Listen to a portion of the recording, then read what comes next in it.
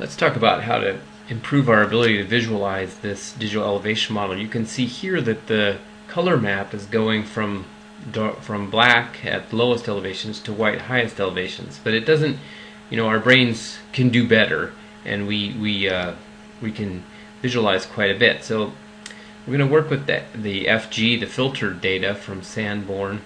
And the first thing we can do is just change that color map. So we right click on it in the table of contents and then go to click on properties, and then we click on the symbology tab, and the color ramp is what can be changed. So you see there are many in here to choose from. I tend to use this brown to green one for places with this kind of elevation range, because it makes me think, okay, lower is drier, higher is greener.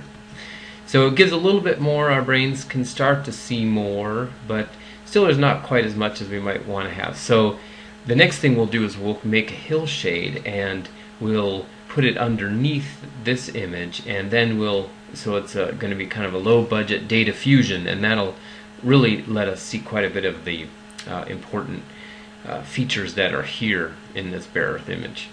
So again, you go to get ARC toolbox going, and in this case we want to open up the spatial analyst, and down here under surface you'll see hillshade.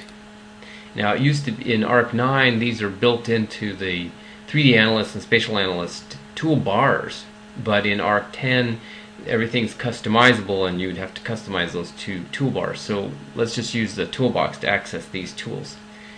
Double click on hillshade, and you say, oh, what happened? Unable to execute the selected tool.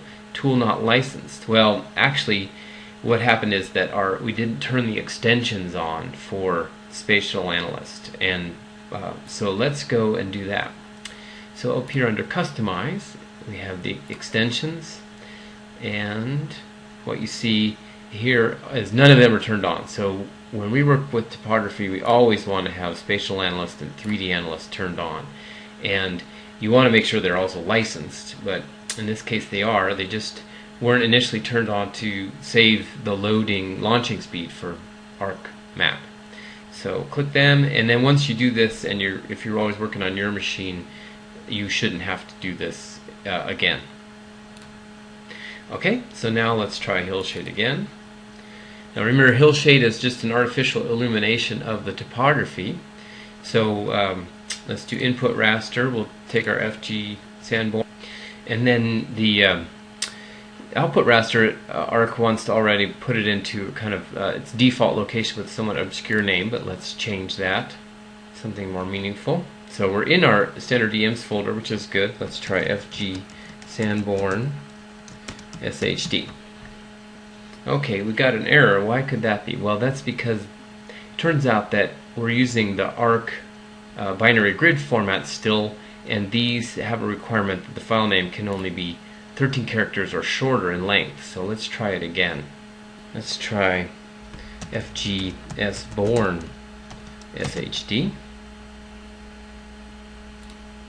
Okay, looks a lot better. Now the azimuth is the angle of the compass from which the sun would be shining artificially, so this is from the northwest, and the altitude is the vertical angle, and 315/45 is pretty common, so let's leave that. I'll choose the model shadows, but we're not going to do that this time. So let's say OK. Okay, now once it's done computing the hillshade, you see a really rich view of the topography, artificially illuminated from the northwest, and in this bare earth case we see that those tectonic landforms along the fault zone underneath the canopy, especially right in this area. But to complete our visualization, let's grab the new hillshade that was created, and let's pull it down below the DEM that's been colored earlier in this example, and we do all that in the table of contents.